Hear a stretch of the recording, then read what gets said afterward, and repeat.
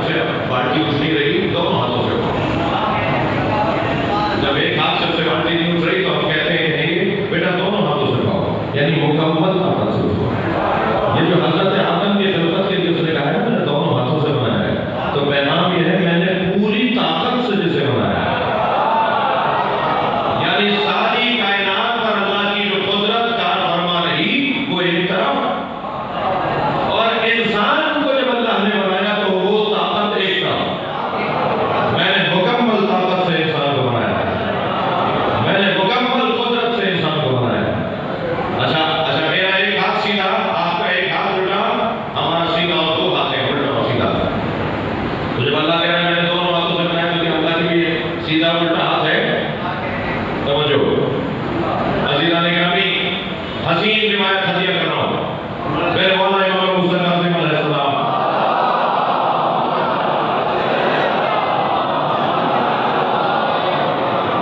سیدھے ہاتھ سے تکیہ لگائے ہوئے تھے الٹے ہاتھ سے کھانا کھا رہے تھے روایت پوری سنیں گے کوئی آدمی سے نہیں جائے ورنہ کہہ دیں گے مولانا نے پتہ نہیں کیا کہہ دیا امام سیدھے ہاتھ سے تکیہ لگائے ہوئے تھے لگائے ہوئے تھے سیدھے ہاتھ کی جیک لگائے ہوئے تھے الٹے ہاتھ سے کھانا کھا رہے تھے حضرت حشام کو یہ منظر سمجھ میں نہیں آیا جہاں کہیں اور گئے تھے روک کیا انہوں نے امام صادق کی گلی کا اور یہ سوچ کے امام صادق کی گلی کا ہے کہ امام سے پوچھوں کہ آپ کا بیٹا جو آئندہ کا ہمارا امام ہے وہ الٹے ہاتھ سے کھانا کھا رہے ہیں جبکہ آپ کہتے ہیں کہ سیدھے ہاتھ سے کھانا کھاؤ کہتے ہیں کہ جب مڑا ان کی گلی میں حضرت کی گلی میں تو ابو وسیل سامنے سے آ رہے تھے ابو وسیل حشام مومنہ زکریا بن آدم یہ 18 ائمہ کے وہ صحابہ ہیں جن کے لیے امام فرماتے ہیں اگر ابو وسیل کہتے ہیں کہ یہ حکم ایسے ہے تو سمجھو ہم نے کہا ہے اس درجے قابل نہیں ہے ابو وسیل آ رہے ہیں امام کے گھر سے باہر نکل رہے ہیں شام گلی میں جا رہے ہیں اور صرف اس نیت سے کہ امام سے پوچھتے ہیں کہ امام کی کیا منظر ہے ابو وسیل پوچھا شام کیا رہتا ہے کیا چاہتے ہو مولا سے ملنا ہے کیا نام ہے کہ یہ میں منظر دیکھ کر رہا ہوں امام سے سوال کر رہا ہے کہ مولا میں ایسا دیکھ کر رہا ہوں آپ کے بیٹا ایسا سیدھے ہاتھ سے نہیں بلکہ الٹے ہاتھ سے کھانا کھانا تو جیسے ہی حشام کا سوال سنا ابو وسیل نے بے ساختہ فرمایا اس میں تعجب کی کیا بات ہے امام کے دونوں ہاتھ سیدھے ہوتے ہیں سلام پڑھنا محمد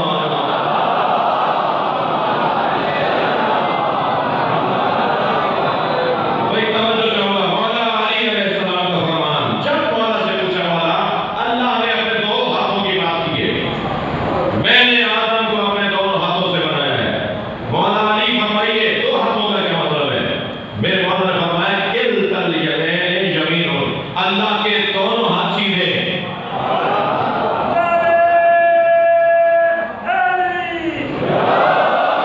تھوڑی سی مشکل ہوتی ہے میری کہ جب کوئی بات بچوں کو نئی بات سننے کو ملتی ہے وہ کہتے ہیں بھائی یہ کہاں سے لے آیا تو میں یہ بھی بتا دیتا ہوں کہاں سے لے کر آیا ہوں آیت اللہ جواد عاملی تفسیر تسنیم کے اندر اس آیت کی تفسیر کرتے ہوئے اس روایت لے کر آئے ہیں اس وقت زندہ اور حی اور موجود ہمارے مشتہد اور مرجع تقریر ہے آیت اللہ جواد عاملی قوم میں ہوتے ہیں یہ وہی ہے کہ جنہیں آیت الرحمینی نے گورباچوف کو خط دے کر بھیجا تھا ان کے ہاتھ میں خط دیا تھا کہ جا کے آپ دیں اور ان سے کہیں کہ کمیونزم کو ختم کر دو اس لیے کہ کمیونزم کا اب مقدر میوزیم میں ہی ملے گا یا جائے گھروں میں ہی ملے گا یہ نظریہ یہ وہی آیت اللہ جواد عاملی ہے کہ جو گورباچوف کے پاس گئے تھے اور گورباچوف نے پھر کمیٹی بٹھا دی تھی کہ ہم اسلام پر غور کرتے ہیں کہ اسلام نظریہ معاش کیا دیتا ہے سلوات پڑھے اللہ محمد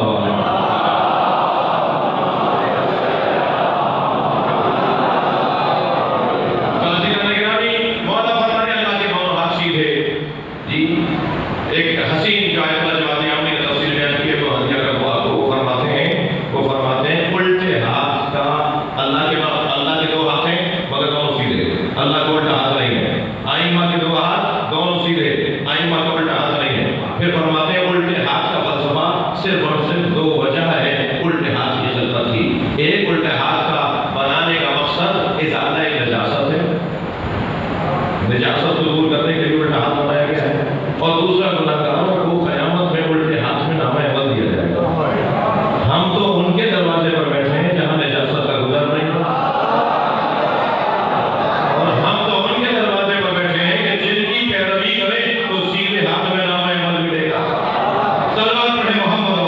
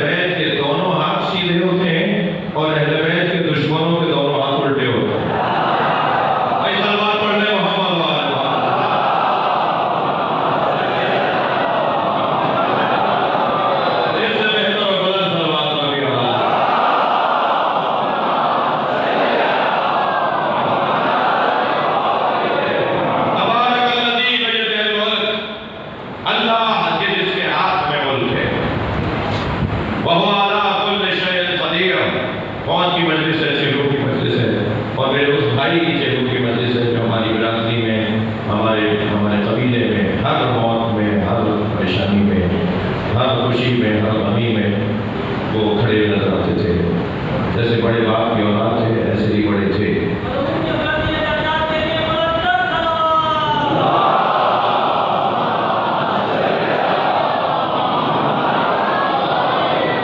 शायद एक सबब उनकी वजह से चेलों में मेरे सारे रिश्तेदार मुझे नजर आ रहे हैं, मेरे अजीज सब नजर आ रहे हैं। वो एक वजह ये भी है कि वो हर एक की परेशानी में खड़े होते थे, हर एक के गम में शरीक रहते थे।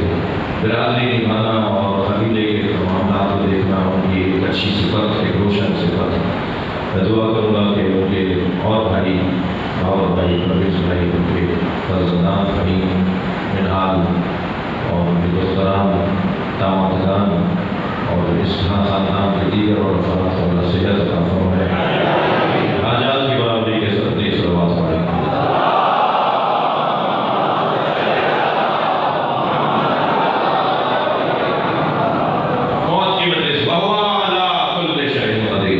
सिर्फ इतनी बात नहीं हो रही कि अल्लाह के हाथ में मुल्क है, बल्कि अल्लाह कहता है कि वो है कि जिसके हाथ में कुदरत नहीं। हमने हाकिम तो बहुत देखे हैं मगर अपनी हुकूमत में इख्तियार नहीं होता। अल्लाह ने अपनी हाकिमियत का ऐलान किया है अपनी कादरियत के साथ। मैं कायनात का मालिक भी हूँ, मेरे हाथ में मुल्क भी है और कुदरत भी। मुल्क होना और कुदरत का न होना ये सुबह पता नहीं हुकूमत बाकी रहेगी या रहेगी। ये उसकी हुकूमत की बात हो रही है कि जिसकी हुकूमत कोई छीन नहीं सकता। हमारी और आपकी हुकूमतों का आलम यह है कि खुद हमें नहीं पता कि कब हमसे हमारी हुकूमत छिन जाए, यानी हम जैसे लोगों की हुकूमत छिन जाए। लेकिन अल्लाह की हुकूमत छीनने वाला कोई नहीं है। अल्लाह की हुकूमत का कोई बॉर्डर नहीं है, अल्लाह की हुकूमत में कोई पासपोर्ट नहीं है, अल्लाह की हुकूमत के लिए किसी वीज़े की जरूरत नहीं है।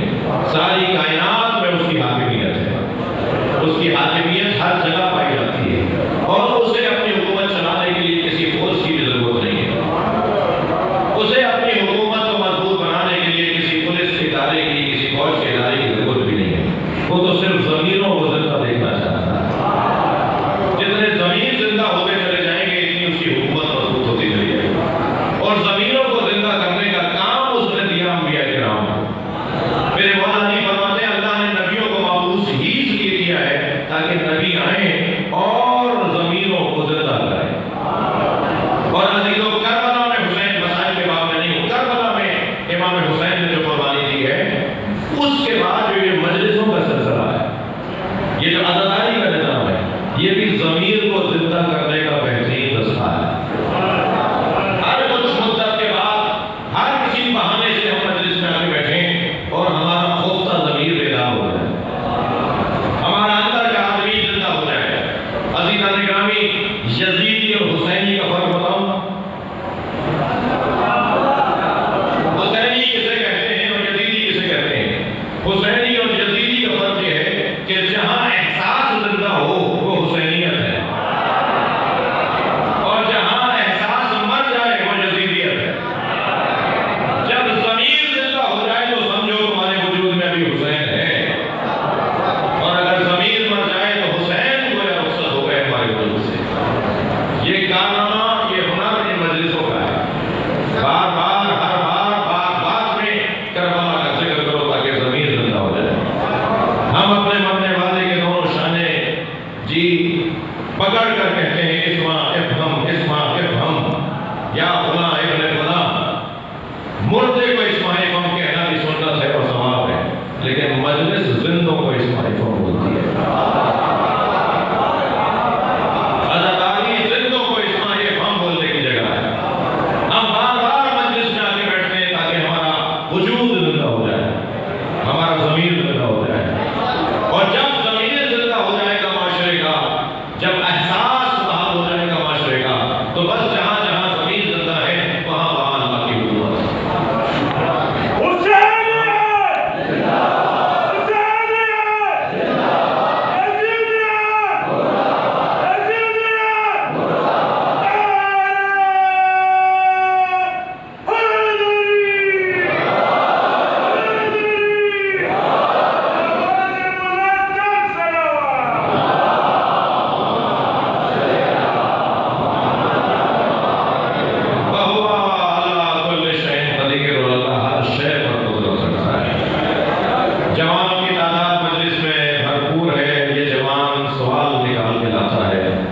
کہ اللہ قادر ہے تو یہ کیوں نہیں ہو سکتا، اللہ قادر ہے تو وہ کیوں نہیں ہو سکتا؟ یہ سوال آج کا نہیں ہے، اس لیے کہ ذہن آج کا نہیں ہے، انسان آج کا نہیں ہے، اور یہ کیوں اور کیسے کا جذبہ بھی اسی اللہ نے دیا ہے جس اللہ پر کیوں اور کیسے کا سوال اٹھایا جاتا ہے۔ لہٰذا وہ کیوں اور کیسے سے ناراض نہیں ہوتا، بلکہ اللہ کی نظام ہدایت کے اندر کیوں اور کیسے کو پسند کیا جاتا ہے۔ میرے مولا امام رضا علیہ السلام کی محفل سجی ہے،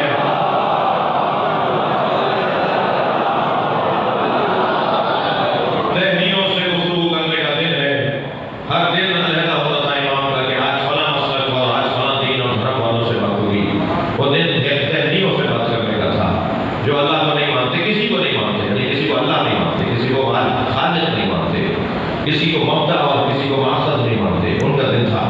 وہ کہنے لگا آپ اپنے اللہ کو ہر شے پر قادر مانتے ہیں، حضرت نے فرمایا اللہ علی کل شیء قدیر، اللہ ہر شے پر قدرت رکھتا ہے۔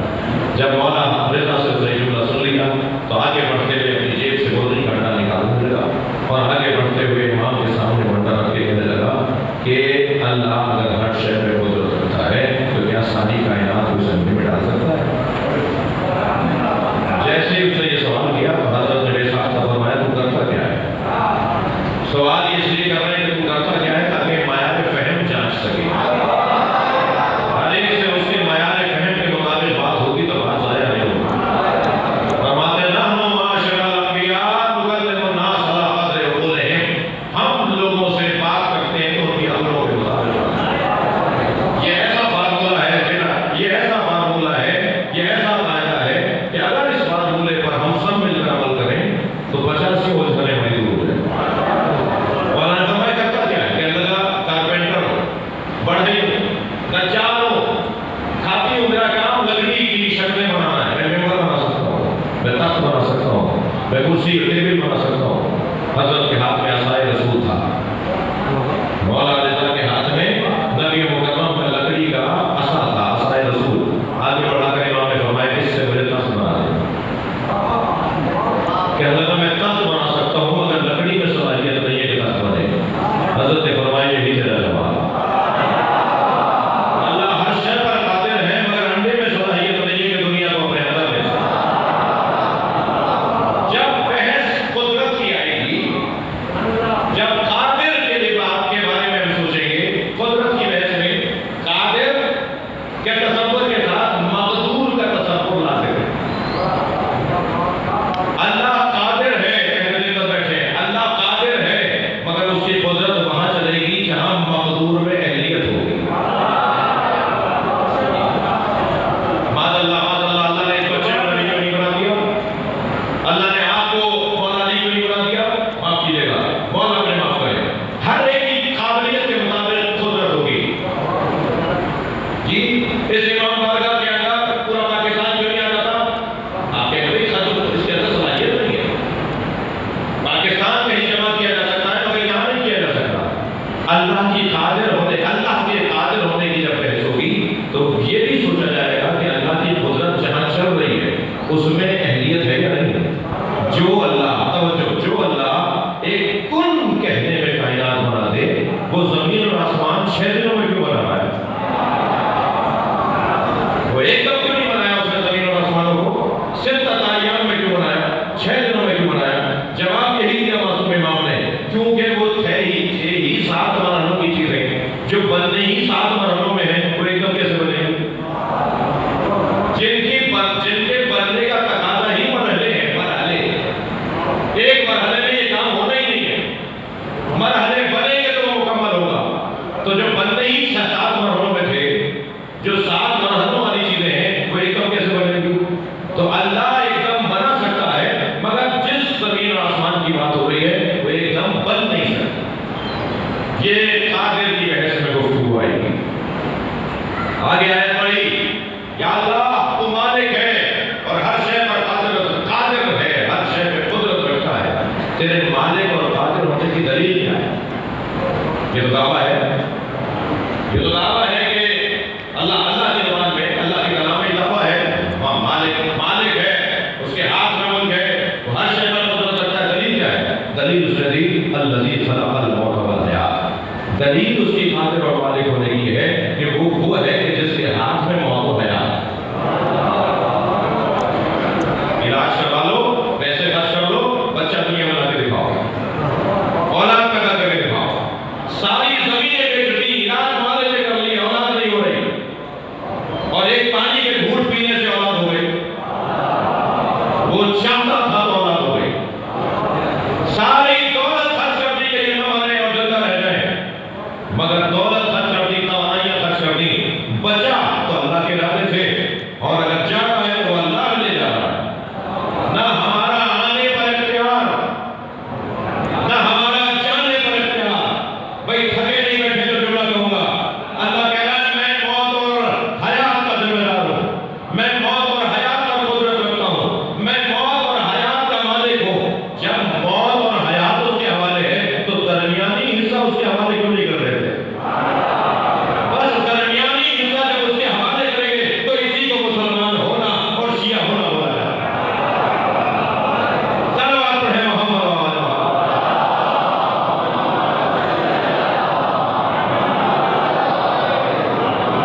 آنے میں اختیار نہیں، جانے میں اختیار نہیں، تو درمیانی اختیار اللہ کے حوالے کیوں نہیں کر رہے؟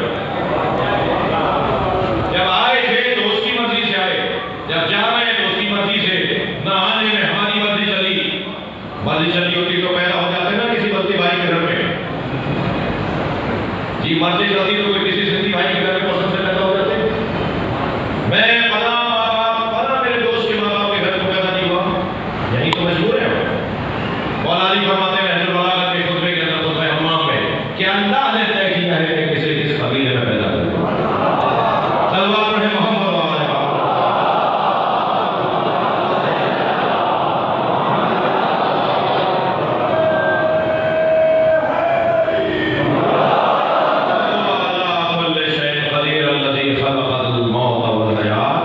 وہ اللہ جس کے ہاتھ میں جس کی خالقیت کا عنوان موت و حیات ہے۔ لِيَبْلُوَكُمْ أَيُّكُمْ أَحْسَنُ عَمَلًا۔ اور کیوں اس نے ایسا نظام بنایا؟ تاکہ ہمیں دوڑ میں، مقابلے میں کھڑا کر دے۔ اللہ ہم سے مقابلہ چاہتا ہے، فَاسْتَبِقُوا الْخَيْرَاتِ، نیکی کے کاموں میں مقابلہ کرو۔ اللہ ریس میں مانا چاہتا ہے، مگر بدن کی دوڑ میں نہیں، نیکیوں کی دوڑ میں، خوبیوں کی دوڑ میں، اخلاقیات کی دوڑ میں، انسانیت کی دوڑ میں دوڑ لگاؤ۔ ایُّکُمْ احسن عملا، وہ دیکھنا چاہتا ہے کہ تم میں کون بہتر سے بہتر عمل جائے۔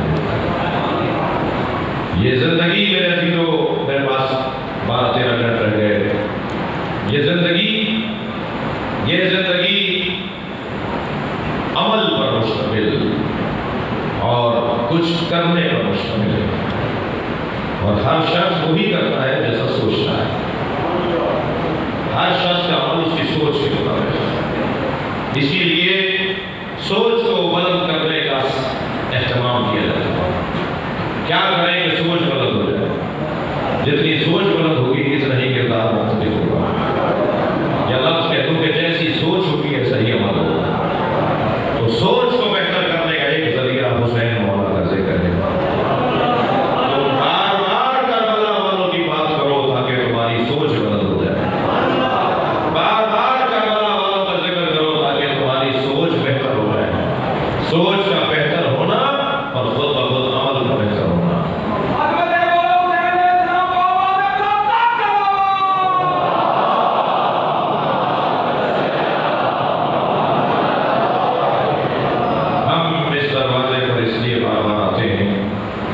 تاکہ کچھ اثر کربلا والوں کا ہم پر بھی پڑے۔ 2 گھنٹے تک اگر گلاب بیچنے والے کی دکان پر بیٹھوں تو 4 گھنٹے تک میرے اندر سے گلاب کی خوشبو آتی ہے۔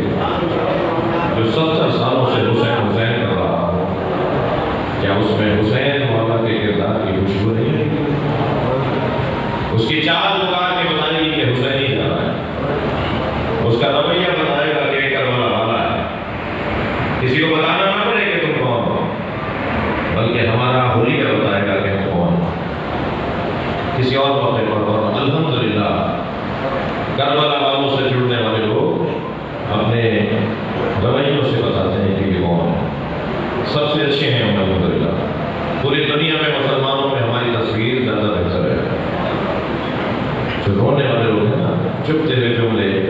खुशी भरते हुए जुमले, दिल आज़ादी के जुमले सुन लीजिए और उसे मातम समझ के बर्दाश्त कीजिए। मगर इस रविश को हमें छोड़ना ही नहीं है, बल्कि इस रविश को और मजबूत बनाना है।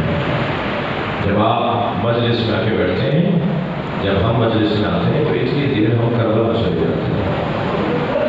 चलिए करबला चले, हम हैं कराची में मगर जहन हमारा करबला चला जाए। मैं कासिम भाई के बेटों से खास तौर पर फहीम जनाजे में नहीं था।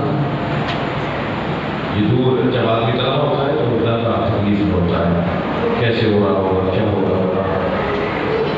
मगर इससे तसल्ली थी कि चचा हैं, इससे तसल्ली थी कि भाई है, बहनें हैं, वादा हैं, फूफियाँ हैं, इससे तसल्ली थी कि दादा हैं। लेकिन इमाम ज़ैनुल तो वही थे, मगर अपने बाबा का लाशा दफना नहीं पाए।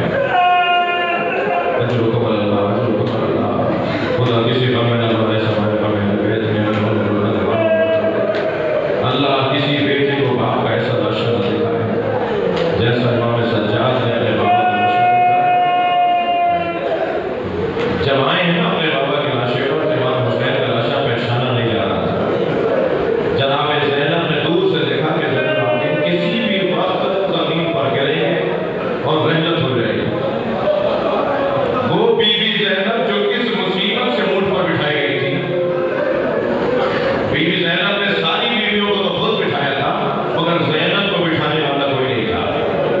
तभी नहर की तरफ इशारा करके कहा था, अब्बास आओ, अपनी अकेली गरीब बहन को ऊँट पर बिठाओ। अब ज़ैनब कैसे बैठी है ऊँट पर, इसका बयान बड़ा मुश्किल है। जो इस मुसीबत से ऊँट पर बैठी, जब उन्होंने देखा कि ज़ैनुल आबिदीन का हाल गैर हो रहा है, तो बीवी ने खुद को ऊँट से गिरा दिया। आप तसव्वुर करें, आपका कोई मोहतरम अगर कहीं से गिर जाए, आप सारा काम छोड़कर उसकी तरफ जाएंगे। जब जनाब सैयद सज्जाद ने देखा कि जनाब ज़ैनब गिर गई है, फूफी गिर गई है, तो बाबा का लाशा छोड़कर आगे बढ़े, फूफी को सहारा दिया, फरमाया फूफी अम्मा ये क्या हुआ? तो पेशानी का गोसा देकर कहा, पहले तुम बताओ तुम्हारा क्या हाल है। कहा फूफी अम्मा 2 कदम आगे आई और बाबा का लाशा देखिए, जो लोग अपनी आवाज़ों को आज़ाद करेंगे, बस 2-3 मंजिलें ले रहा हूँ, मजलिस मुकम्मल हो रही है। फूफी आई है, भतीजा आया है, भतीजा और फूफी साथ आई है और भाई के लाशे पर जनाब ज़ैनब आई, तो सुनेंगे जनाब ज़ैनब लाशे के फिर चक्कर काट रहे हैं। कभी बाइजी आ जाती है, कभी सिराने आ जाती है। इमाम ने पूछा फूफी अम्मा क्या देख रही है? फरमाने लगी सालिम